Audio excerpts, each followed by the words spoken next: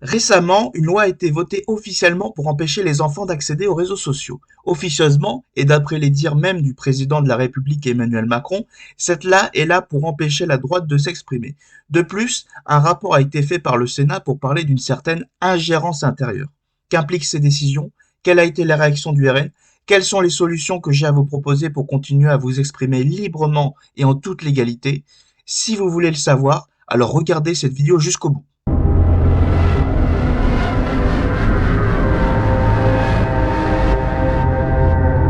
Il y a deux décisions importantes qui ont été prises ces derniers jours. La première est un amendement interdisant l'accès aux réseaux sociaux aux moins de 15 ans, et la seconde est un rapport sur ce que l'État appelle les ingérences intérieures. Tout d'abord, parlons de l'amendement concernant l'accès aux réseaux sociaux aux mineurs de moins de 15 ans. Pour commencer, laissez-moi vous dire que le rôle d'éduquer les enfants revient aux parents et non à l'État. Nous avons vu au cours de l'histoire des États qui se mêlaient des affaires privées jusqu'au sein de la cellule familiale. Il s'agissait bien entendu des régimes totalitaires du XXe siècle. Le fait que des gens soutiennent aujourd'hui que l'État puisse se substituer au rôle de la famille est un signal très alarmant à la fois de la décadence de notre civilisation, mais aussi de sa métamorphose en un régime plus autoritaire.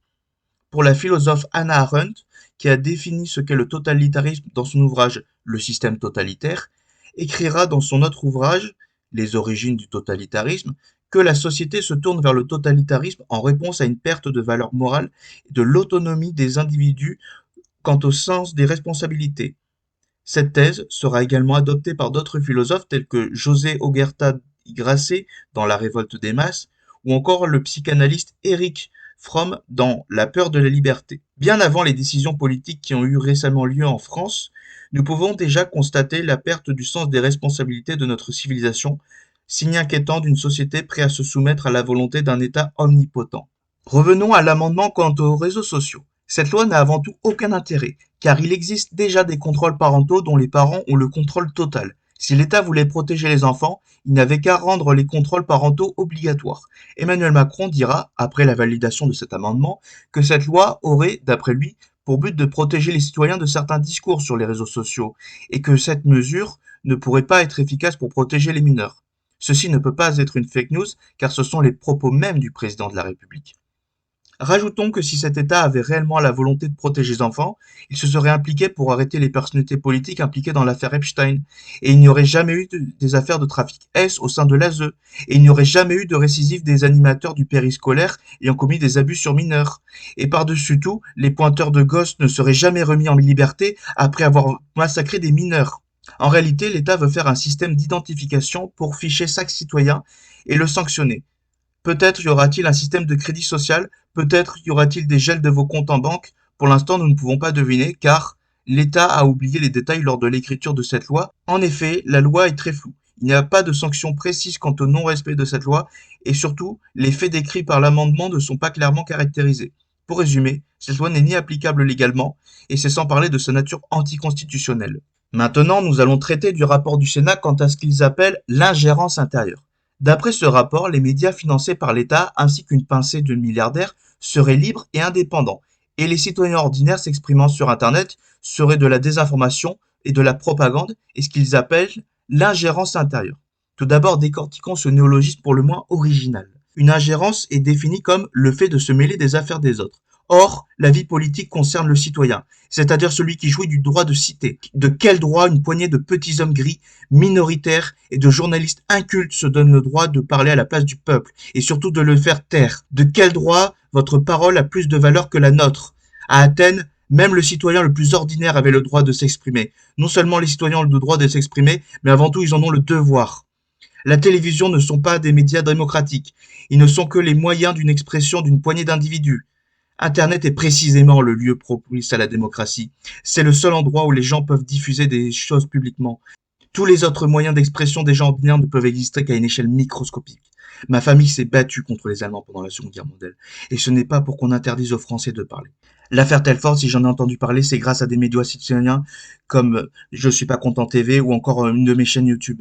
Ce n'est pas grâce aux chiens de garde de la télévision.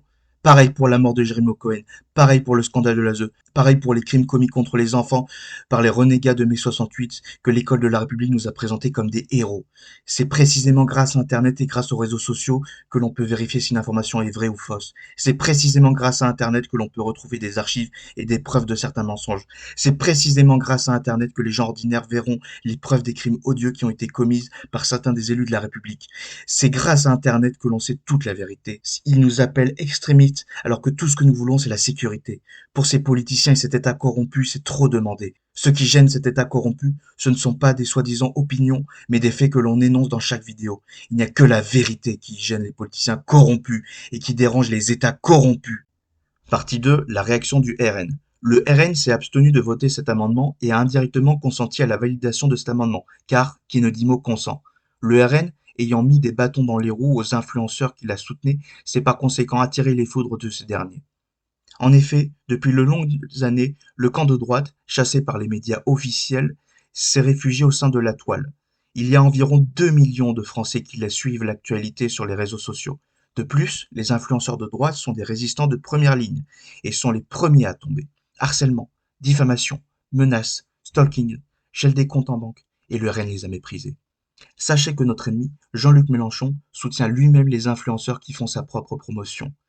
Alors certes, certains disent que le RN est le premier rempart contre la déliquescence de notre pays, mais il existe en réalité d'autres figures de la droite qui nous soutiennent. Nicolas Dupont-Aignan, à la fois patriote et gaulliste, Florian Philippot, également patriote et gaulliste, ou encore François Asselineau, qui est un véritable rebelle et qui pourrait presque sembler radical pour l'électeur moyen du RN. Alors certes, 2 millions ce n'est qu'une petite fraction de la population française, mais nous pouvons au moins affirmer notre mécontentement face à l'abandon du RN. Partie 3. Les solutions. Alors il existe heureusement quelques solutions. Alors évidemment, je ne vous invite pas à dire des propos néo-haine ou terreau, de raconter n'importe quoi ou même tout ce qui est interdit par la loi. Tout d'abord, il y a ce que j'appelle la méthode de La Fontaine.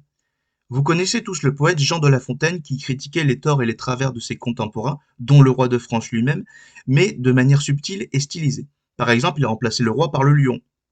Cette méthode a été utilisée dans une vidéo du youtubeur Modin Malin, évidemment je ne peux pas vous dire laquelle pour ne pas que cette dernière saute, mais si vous connaissez déjà sa chaîne, vous voyez très bien de quelle vidéo je veux parler. D'ailleurs la vidéo en question a sauté, preuve que cette méthode n'est pas totalement efficace. Cette méthode de La Fontaine n'a pas été inventée par Jean de La Fontaine. On peut la retrouver par exemple dans l'Apocalypse de Saint Jean à la fin de la Bible. Par exemple, au lieu d'écrire Rome, Saint Jean va écrire Babylone. C'est ce qu'on appelle un nom de code. Cette méthode sera même utilisée lors de l'occupation allemande pendant la Seconde Guerre mondiale par le dramaturge Jean Anouilh. Ce dernier va écrire la pièce de théâtre Antigone pour la faire correspondre à son époque. Antigone va représenter le mouvement résistant et le roi Créon les collabos. Deuxième solution, il existe des plateformes alternatives. D'après le magazine Nexus, il faudrait éviter d'aller sur Odyssée et plutôt aller sur une plateforme appelée Crowbunker. Il s'agit d'une plateforme conçue exprès pour la liberté d'expression. Je n'ai pas grand-chose à dire là-dessus, si ce n'est que cela me semble être la meilleure alternative. De plus, même si ces plateformes semblent offrir peu de visibilité pour l'instant, lorsque nous y serons contraints d'immigrer, nous y serons très nombreux. Troisième solution, il y a les VPN. Cependant, vous devez faire très attention aux VPN que vous choisissez et sachez que même si l'État ne voit pas ce que vous regardez avec, il sait que vous avez acheté un VPN. Quatrième solution, les changements de DNS. Alors, je ne vais pas trop m'avancer là-dessus car je ne m'y connais pas trop en informatique, mais je vous conseille de vous renseigner car cela permettrait de changer d'adresse IP. Cinquième solution, celle que j'appelle un journal chaussette. Alors, je vous conseille de lire le livre de Rafik Chami, Une poignée d'étoiles. Il s'agit d'un journal intime d'un enfant de Damas qui rêve de devenir journaliste. Ce dernier va écrire un journal clandestin qu'il distribue dans des paires de chaussettes qu'il vend au marché. Évidemment, la vente de chaussettes n'est qu'une couverture, le but étant de vendre le journal clandestin au nez et à la barbe de la dictature en place. Je vous recommande vivement de lire ce livre. Ce que je vous conseille, c'est d'imprimer votre propre journal ou zine en auto-édition et de le distribuer aux gens qui pourraient les recevoir. J'ai un exemple très concret. Une fois, j'étais en ville, je discutais avec un inconnu, puis il m'a proposé de lui donner un exemplaire de sa revue. Bien sûr, à partir du moment où vous avez une imprimante et un ordinateur, vous pouvez imprimer tout ce que vous voulez. Vous n'êtes pas obligé de parler d'actualité politique. Il y a par exemple un homme qui m'a vendu son propre recueil de poèmes. Vous pouvez même faire cela en bande dessinée ou des illustrations. Enfin, vous pouvez faire tout ce que vous voulez. Là, je vous parle d'auto-édition, ça n'a plus rapport avec le sujet, mais c'est toujours intéressant. Alors, ce que je vous conseille évidemment, c'est d'imprimer vous-même et d'utiliser un logiciel de traitement de texte dépourvu d'intelligence artificielle. Évidemment, je vous déconseille d'écrire n'importe quoi. Et surtout pour votre sécurité, assurez-vous que la personne à qui vous proposez ces impressions soit réceptive à votre message. parce que sinon vous pourriez subir des violences si jamais vous tombez sur un woke ou tout autre extrémiste.